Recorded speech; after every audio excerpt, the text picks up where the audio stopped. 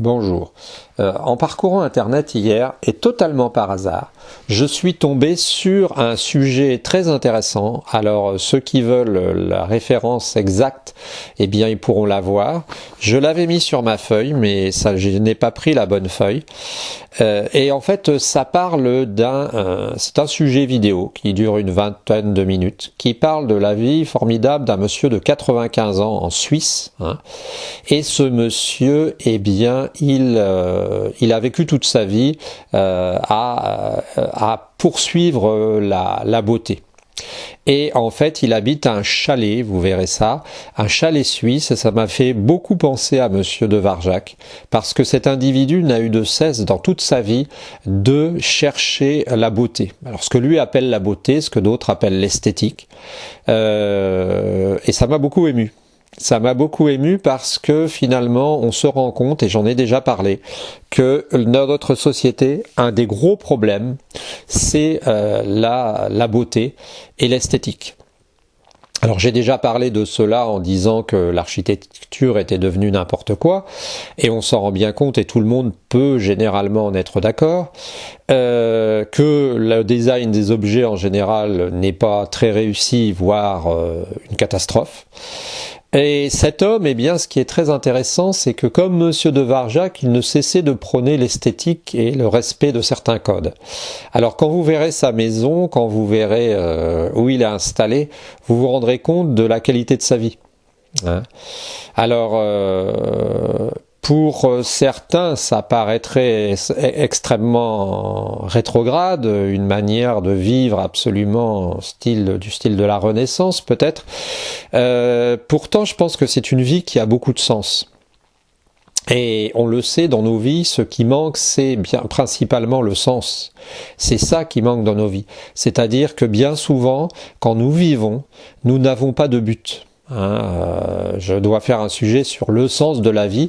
Eh bien, dans nos sociétés hyper développées, dans nos sociétés très puissantes, dans nos sociétés où on peut communiquer avec l'autre au téléphone portable, en bougeant chacun de son côté et en ayant une vidéo presque en 4K, en exagérant, ou en moins en haute qualité, comme ça, eh bien, nous ne sommes pas capables de donner un sens à notre vie. Et d'ailleurs, ça se voit parce que souvent, beaucoup de gens, enfin une bonne partie des gens qui font partie des élites, eh bien abandonnent pendant pas mal de temps, parfois voire tout le temps, leur statut d'élite pour se consacrer à des causes, à des causes humanitaires, à des causes ou à des choses qui prennent un sens dans leur vie. Ça peut être la permaculture, ça peut être le soin pour les autres.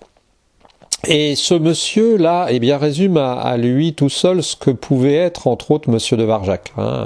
Une sorte d'individu entre Léonard de Vinci et la modernité, qui appréhendait, qui touchait à tout, et qui était capable de vous faire une conférence au pied levé en 2-3 heures sur Picasso ou sur les Grecs et les colonnes ioniques, je ne sais pas.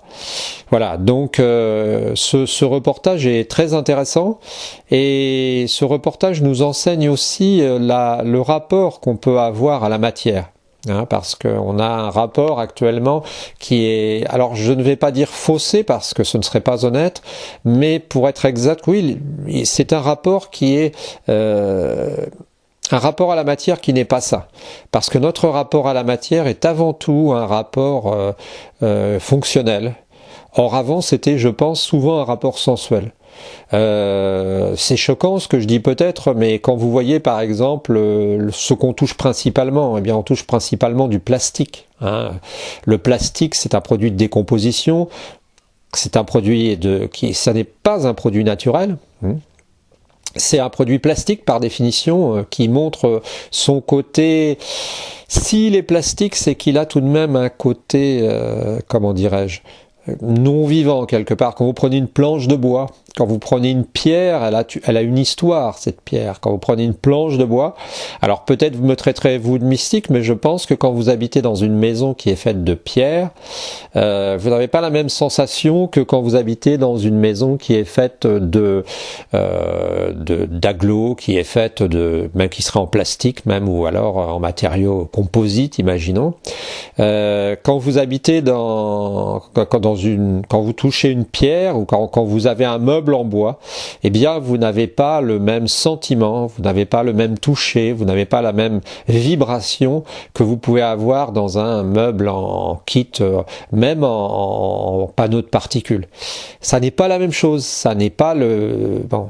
Alors je ne sais pas si vous êtes, alors je vais être prétentieux, mais à un niveau de développement qui permet de sentir ça. C'est plutôt un niveau sensible qu'un niveau intellectuel, mais c'est, je pense, une réalité. Et les gens ont perdu cette réalité. Les gens ils le recherchent un peu d'ailleurs, hein, parce que quand vous voyez les films je sais pas comment ça s'appelle, Heroic Fantasy, là, tout ce qui est un peu extraordinaire, eh bien vous vous rendez compte que dans ces films, eh bien on montre des maisons qui ont un côté vivant, un côté oui, vivant au sens propre, humain. Alors que nous habitons bien souvent dans des maisons qui sont assez souvent inhumaines, hein, construites par des architectes. Je ne vais pas rappeler ce que je pense des architectes en ce moment. Et si vous y pensez bien comme ça, quand vous regardez, quand vous allez visiter la Pedrera à Barcelone, si vous avez l'occasion, vous y êtes peut-être déjà allé. Alors si j'étais un bobo, je vous dirais allez revisiter la Pedrera. Donc la Pedrera, c'est une habitation, vous savez, celle sur laquelle en haut les cheminées sont décorées par des faces de guerriers. Alors, eh bien, vous avez à Barcelone cette image d'une maison qui a été finalement conçue avec, je crois que le mot d'ordre, c'était de ne laisser aucune ligne droite. C'est ce qui est le contraire de nos maisons actuelles, hein, parce que la ligne droite, on ne s'en rend pas compte, c'est un sujet à lui tout seul, et finalement la base, une des bases de l'architecture. Alors que dans cette maison, hein, eh bien, dessinée par Gaudi, rien n'est droit. Hein, mais quand vous êtes dans cette maison, vous vous sentez bien parce que vous avez une impression la même impression que vous avez quand vous avez une plante, hein, vous savez, puis que vous avez une vigne par exemple, où vous avez le sarment qui est tordu, hein, retorcido disent je crois les Espagnols, ça se traduit aussi ça, c'est-à-dire c'est tordu, ça fait des courbes, hein, le point, ce qui me fait dire que le point le plus court le chemin le plus court d'un point à un autre n'est pas forcément la ligne droite, puisque ça n'est pas forcément la meilleure solution dans mon état d'esprit. Si je peux un peu extrapoler de manière abusive. Voilà, donc c'était simplement pour vous dire que ce reportage est formidable, ce reportage est très intéressant, le temps est bien présent aussi, j'adore ce chat qui passe d'un côté à l'autre de la petite fenêtre avec sa patte là, et puis je vous souhaite une bonne journée. Merci.